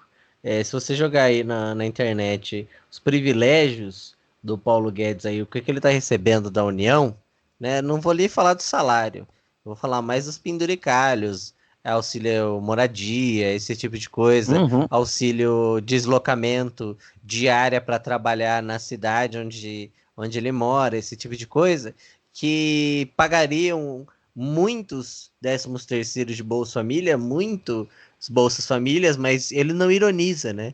Ele não quer suprimir esse tipo de coisa que ele recebe, pelo contrário, e só suprimir da imprensa, né? E eu acho genial que você falou aí do desconhecimento do povo e também o desconhecimento que a gente ia acabar sabendo que ele que prega o arroxo usufrui de tanta mordomia, né? Ainda mais ele sendo... E aí mostra só que ele entende o mundo assim, né? Dentro do abismo. Ele pode, afinal de contas, ele é o governo, mas ao mesmo tempo lembrar a aristocracia. E aí eu queria lembrar aí da Revolução Francesa, porque o Paulo Guedes com essa daí de não vão mais para Disney, vão pro Nordeste, tá cheirando a Maria Antonieta, né? Falando dos pães e dos brioches. Mas isso é capaz de promover aí uns cortes de cabeça. Lógico que eu não espero que a gente seja os franceses que taquem fogo no carro, mas isso só mostra o desespero da população que uma hora ou outra vai surgir ou se insurgir, né? Eu vi muitas coisas da imprensa falando sobre... Relembre outras polêmicas do Paulo Guedes, então, aquela coisa dele falar do AI-5, a gente chegou a falar aqui. As coisas a gente falou tudo aqui, né? Então, falar do AI-5, falar do servidor público como parasita. A gente só não falou porque não existia podcast na época, mas confirmar que a Brigitte Macron é feia. Enfim, diversas foram as polêmicas e as frases infelizes do ministro. Mas isso só tira o foco, porque o que a gente tem que colocar é que ele não conhece pobre e ele detesta o pobre. Ele está agindo de uma forma a massacrar o pobre. E é bom que eu lembro agora que você está falando isso de massacrar o pobre, mas eu acho sensacional Guedes confirma que sim, você não votou no Paulo Guedes, no governo Bolsonaro, quer dizer, por causa do Guedes na questão econômica. Você votou porque você é racista e também não gosta, talvez, de si mesmo, né? Visto que aí muita gente aí de classe média baixa, votou no Bolsonaro aí por motivos, segundo as desculpas, motivos econômicos. E a gente não tem nem sinal de melhoria, só de aprofundamento de desigualdade, né? É importante dizer que o Guedes não tinha número na urna eletrônica. Exatamente. 17 são votos direto para o Bolsonaro. Então não adianta fazer a meia-culpa de que você votou no Guedes, você votou pelo plano econômico. Você votou no Bolsonaro. E aí veio o Guedes para concretizar toda a escrotidão, que realmente ele é só um braço econômico liberal, um Chicago Boy, mas que é um braço que acompanha muito bem as características socioconservadoras do governo. Exatamente. Fora que escondeu na fala dele, né? Que parece também que toda fala é uma cortina de fumaça, os efeitos do câmbio alto pro Brasil, né? A desindustrialização, a fuga de dólar, e o que mais nos interessa como pessoas normais e comuns, né? Que tá longe da bolsa, longe de fazer exportação, porque eu acho que a maioria não exporta nada, né? É o valor do remédio que aumenta, o valor do pão que aumenta por causa do trigo, é o valor do barril do petróleo para quem consegue aí viajar para o trabalho de carro, aqueles que vão ter que depois, ano que vem, pagar o aumento do transporte público porque aumentou por causa do combustível e as empresas vão querer repassar o aumento. Então, uma série de encadeamentos de dólar alto que não tem nada a ver com viajar, que aí é o dia a dia de todo mundo, né? Fora que os exportadores de carne também. A maioria dos exportadores, tipo carne, açúcar, manda tudo para fora porque é mais rentável do que vender no comércio interno. Em teoria, o dólar alto ele não é ruim, porque o dólar alto ele realmente vai proteger a industrialização interna. Então, as pessoas vão passar a comprar mais os produtos internos e as empresas brasileiras vão passar a produzir para sobreviver o mercado atual. O problema é que o país está quebrado ainda. Então, nós não temos uma economia de base para sustentar o mercado atual, o mercado interno. Em consequência, as grandes indústrias brasileiras ainda vão preferir a exportação, porque o dinheiro está lá fora. Então, na realidade, essa contextualização, ela só cria mais barreiras, esse dólar alto ele só vai criar mais barreiras para que a sociedade de consumo interna seja cada vez mais prejudicada. Isso, e além do fato de que o Brasil já vem num processo de desindustrialização de décadas, né? Então não tem muito o que fazer, não tem muito agora, tipo, o mercado interno vai conseguir vender e escoar a mercadoria porque isso, aquilo. Não, porque muitas das coisas de algumas indústrias dependem de importados para sua composição, inclusive quando a gente está pensando aí em alta tecnologia. E aí não temos como desenvolver esse tipo de tecnologia, porque, por exemplo, a gente precisa de uma placa que vem dos Estados Unidos, ou a gente precisa de uma tecnologia que vem da Europa. Fica muito difícil você conseguir desenvolver alta tecnologia, desenvolver alguma coisa mercadologicamente aceita pela população, se você não tem indústria, e se você tiver uma indústria, você não tem insumo para a indústria, né? E mesmo assim, com o dólar alto, se as pessoas resolverem buscar o balanço comercial, o dólar alto não garantiu aí um superávit, né? Pelo contrário, a gente tem um déficit nesse começo de 2020. E essa questão do dólar alto e da desindustrialização do Brasil, isso poderia ser superado com investimento em novas tecnologias. Como todo mundo adora elucidar, é o caso do Japão e dos tigres asiáticos, que, na verdade, eles estavam produzindo conhecimento num período que aquilo fazia sentido. A gente tem um período histórico agora para se debruçar isso, com o desenvolvimento de tecnologia 5G, que agora está aí explodindo. A gente tem uma empresa na China que tem condição de fazer isso, uma empresa nos Estados Unidos que tem condição de fazer isso, são dois países que estão em guerra tributária, em guerra comercial. Esse seria o momento de se ter um investimento disso aqui no Brasil. Só que a gente tem? A gente tem um corte no investimento das universidades públicas que vão desenvolver esse tipo de coisa. Hoje a gente tem as áreas mais afetadas com a portaria recente do MEC, que tirou bolsas de mestrado e doutorado. As áreas mais afetadas são as engenharias e a medicina. São só coisas que a gente precisa tanto para ganhar dinheiro quanto para sobreviver. As engenharias e a medicina são as áreas mais afetadas pelos cortes do MEC. Então, assim, a gente está totalmente na contramão. A gente está no processo de desindustrialização somado a uma vassalagem econômico-social. E ainda, bom, em suma, a gente está virando uma grande horta mundial. Ainda que esse dólar alto não vai ser comemorado, porque nós temos o problema que não tem mais o boom das commodities, né?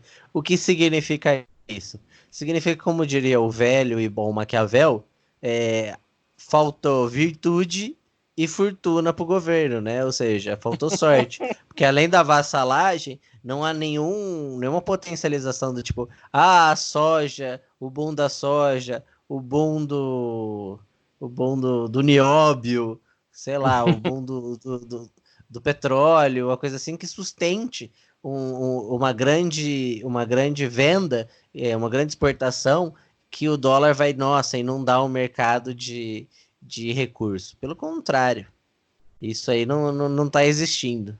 Mas bom, vamos encerrar a nossa discussão, que na verdade a gente falou um pouco demais ali na entrevista, e vamos deixar esse bloco um pouquinho mais curto. Bom, vamos passar então para o nosso telar do dia. A psicóloga Milena vai falar um pouquinho para vocês sobre as políticas da Damares.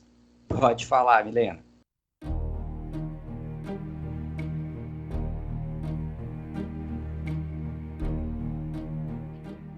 Conselho tutelar. Who can say where the road goes, where the day flows, only time, and who can say... E aí, pessoal? Sou a psicóloga Milena Capua, CRP 06157637, e vou contribuir com um podcast falando sobre a campanha de abstinência sexual lançada por nossa ministra da Mulher, da Família e dos Direitos Humanos, Damares Alves. Essa campanha tem o estímulo à abstinência sexual como principal política de prevenção da gravidez precoce e infecções sexualmente transmissíveis, com um custo de R$3,5 milhões, tem como foco crianças e adolescentes de 10 a 18 anos. Mas existe uma grande discussão entre profissionais da saúde, da educação e inclusive a Defensoria Pública da União em relação à ausência de fundamentação científica para justificar a abstinência sexual como uma política pública. O que se vê é uma dominação fantasiada de projeto por um governo que não escuta a população interessada, uma população que possui direitos. E é interessante essa discussão porque o Brasil é signatário em uma série de documentos que tem status de Constituição que diz que nenhuma política pode ser alterada sem consulta às populações diretamente atingidas. E o que a gente observa é exatamente o inverso disso também em outras políticas, como, por exemplo, a saúde mental. Nessa campanha, existe um jogo político e cultural em diálogo com o obscurantismo e o conservadorismo, pautados principalmente em aspectos religiosos, que nos colocam num cenário com propostas de emenda à Constituição e projetos de lei que tiram a autonomia da mulher sobre o próprio corpo, principalmente quando a gente escuta, por exemplo, sobre o aborto legal e a bolsa estupro.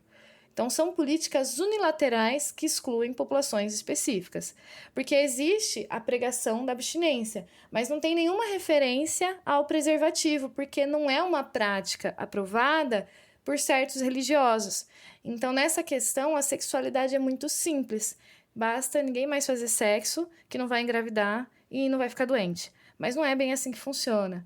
E é surreal esse despreparo e a falta de conhecimento, porque essa estratégia de abstinência sexual é inócua do ponto de vista científico, do ponto de vista antropológico e do desenvolvimento afetivo e emocional do ser humano, porque faz parte do desenvolvimento integral da pessoa vivenciar a sua sexualidade.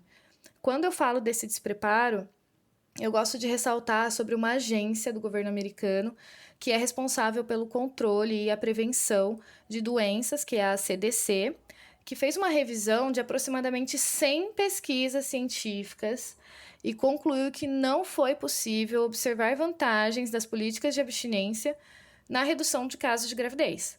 Em contrapartida, houve uma redução num grupo submetido a outra política, que foi a de compreensão dos riscos da gravidez precoce.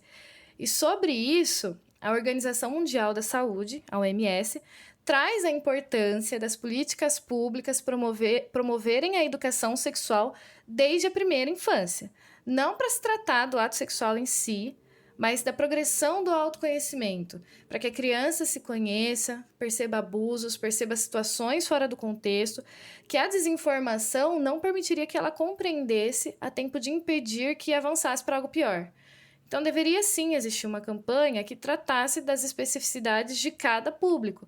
Porque, por exemplo, em Manaus, existem crianças que sofrem violência sexual em troca de um prato de comida. É um absurdo. Mas parece que a preocupação é não praticar sexo a nível nacional. Utopia. Mas, em vez de proteger a integridade física de crianças e adolescentes, eles são colocados à margem por uma postura fundamentalista. O que é preciso é trabalhar com a redução de danos, contra a invisibilidade da violência sexual, trabalhar com a sensibilidade dos profissionais que atendem esse público e, principalmente, preparar a criança e o adolescente para serem sujeitos autônomos e responsáveis, conhecedores dos métodos contraceptivos e informados a respeito do abuso sexual. Bom, pessoal, é isso. Espero ter somado com essa discussão e agradeço por participar desse espaço tão importante de promoção de conhecimento. Até a próxima!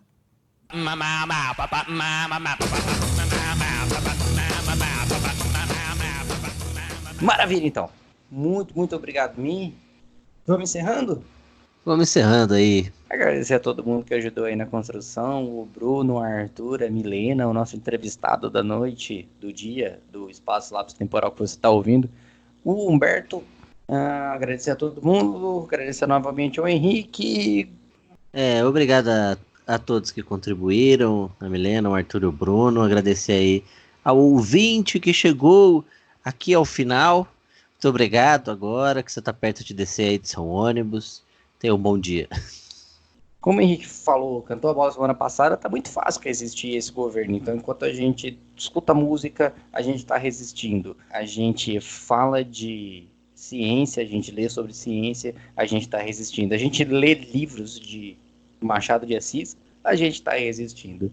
E agora a gente vai, então, para a próxima semana, como disse, não haverá o podcast, porque nós estaremos resistindo na contramão do Golden Shower.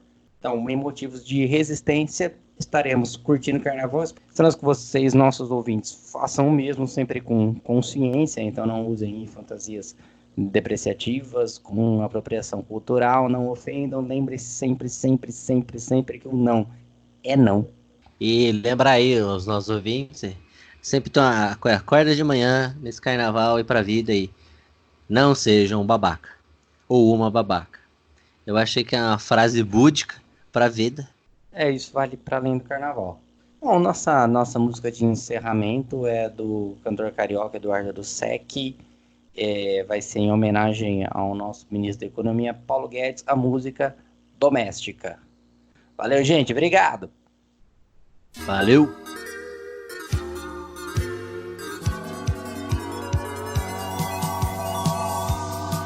Foi trabalhar recomendada para 2 gringos. Logo assim que chegou do interior, era um casal tipo metido a granfino, mas o salário era tipo um horror. A tal da madame tinha mania esquisitona de bater, lhe baixava a porrada quando a coisa tava errada, não queria nem saber. Doméstica, ela era doméstica, sem carteira assinada, só caía em cilada, era empregada doméstica.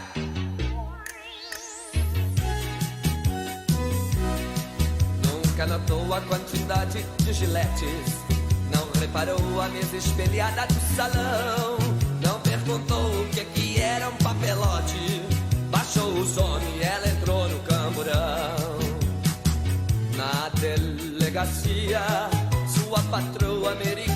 ameaçou. Lembra que eu sou uma milionária, eu fungava degripada, não seja otária, por favor. Doméstica, traficante disfarçada de doméstica. Era manchete nos jornais, o casal lhe deu pra trás, sujando o brabo pra doméstica. No presídio aprendeu com as companheiras a se dar bem, a descolar como ninguém. Ficou famosa no ambiente carcerário, como a mulata que nasceu pra ser alguém. Pois não é que a doméstica conseguiu uma prisão doméstica. Saiu por bom comportamento, mas jurou neste momento ligar a raça das domésticas. Então alguém lhe aconselhou logo de cara: dá um passeio e vê se arranja algum barão. Porque melhor que interior ou que uma cela é ter turista e faturar no calçadão. Até que um dia um mercedinho prateado buzinou. Era um louro alemão que lhe abriu a porta do carro e lhe tacou um bofetão. Doméstica, virou uma baronesa doméstica.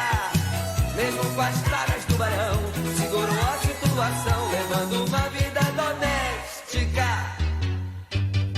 Realizada em sua mansão em Stuttgart, ouvindo Mozart, Beethoven de montão, com um pivete mulatinho pela casa, que era herdeiro e de olho azul como o barão. Precisou de uma babá, botou um anúncio bilíngue num jornal. Seu mordomo abriu a porta pra uma loura meio brega, uma yankee de quintal. Doméstica, era americana de doméstica. A nega deu uma gargalhada, disse: agora tô vingada, tu vai ser minha doméstica. Doméstica, era americana de doméstica. A nega deu uma gargalhada, disse: agora tô vingada, tu vai ser minha doméstica.